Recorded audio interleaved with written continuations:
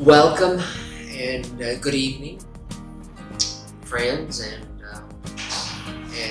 patrons of the Wigwam Motel, Wigwam Village number 6 in Holbrook, Arizona. My name is Paul Lewis. I'm one of the partners that owns this hotel.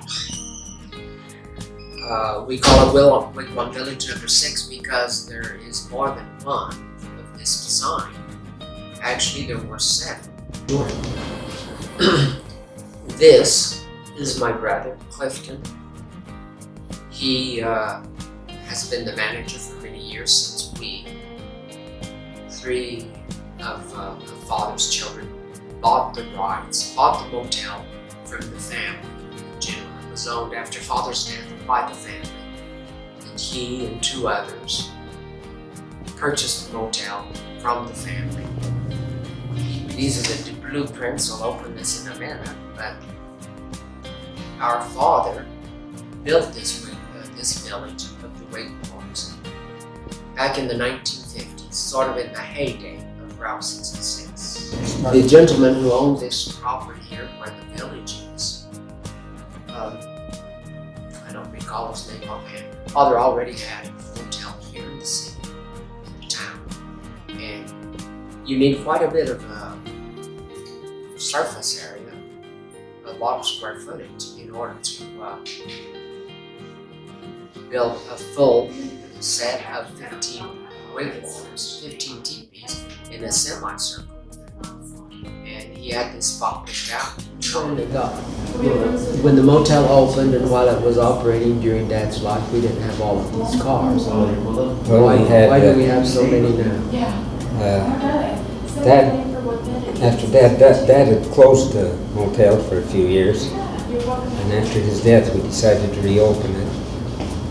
He had this 57 Ford here, had the 56, had the 37 Ford back here, and he had the 1940 truck. He also had a 1955 International and a 1959 Ford station wagon, 4-door. At the time, we didn't know that these were valuable. We just wanted to get rid of the junk.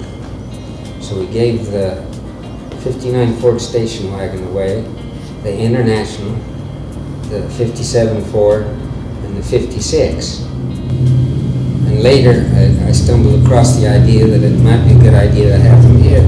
So I had to buy the 57 back, and I had to buy the 56 back. The very same ones? Yeah. And I had to buy the 1940 truck back too, because that slipped out of our hands someplace. And then these other cars just started falling in our laps. And most of them run, and we try to keep them up. We tried to have them painted and upholstery done, but it doesn't weather good under the sun. And if they're not out here, they don't serve us any purpose. See the antique cars. Many people are interested in antique cars, but it goes along with the environment of being here on Old Route 66, which has been abandoned as a result of the United States Interstate Program. The construction of interstates. The interstate here was completed in Holbrook's bypassed in 72. In the meantime, collected many of the items which Father left behind and placed them in the museum here that we have behind the office of the motel. And those, there are a lot of interesting items in them, and he has added a number that I'm not familiar with, since I don't live here in the city, and he does, and he was the manager, and so you might tell us a little bit about some of the items in the museum. Well, Dad, his hobby was petrified wood. And he would take this 37 Ford out here. He bought it new, but Mother wrecked it. So he used it as his petrified wood hunting vehicle. And he would go out to the different places that all have a name where the colored and pictured wood was. And later on he started gathering everything, big logs also. After his death we divided it up. We put it in 8 piles, 8 piles. 8 children, 8 piles. And so I got my pile, he got his pile, and most of the children sold it. And Paul kept most of his, and I kept mine, and that's what we have mostly in the museum. The artifacts there, he got them from a colonel in the Civil War who was living in Kentucky. Very old. That had worked for him when he was a boy a little bit. He was very old, and they didn't have much, and Dad bought it for very little money, put it in a trailer, and brought it here. This was part of what he brought home from Kentucky. I believe this company still exists, and you can still buy parts for it. But these are all waltzes. I guess they use them to dance with.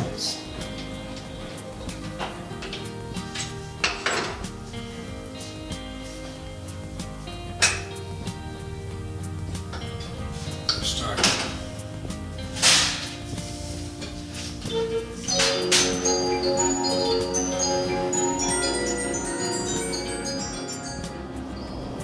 The 50s and 60s were exciting. People were very patriotic. It was easy to open a business. There weren't too many regulations. A lot of individuality. We would sit out here in front and we'd say, there goes a Mercury, 1950. There goes a Kaiser. There goes a Hudson. There goes a Buick. There's a Cadillac. They were all different.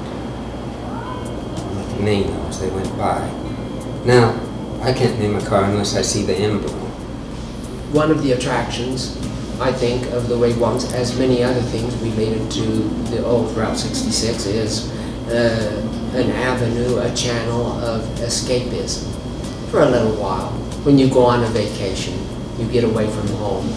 You go to an amusement park, travel the highways. You want to perhaps have a new experience or experience something that you enjoyed when you were a young person. There have been write-ups about this Wigwam village, number 6 of the 7 that were built with the design of these blueprints around the world, literally. Germany, France, England, Japan, many articles here in the United States. What other countries? Mexico. Mexico. Japan has a 66 club, and the vice president, his name is Aki, and he's written 3 books and taken pictures. In Japanese. He has come and visited here, hasn't he? No, it's here. It comes here.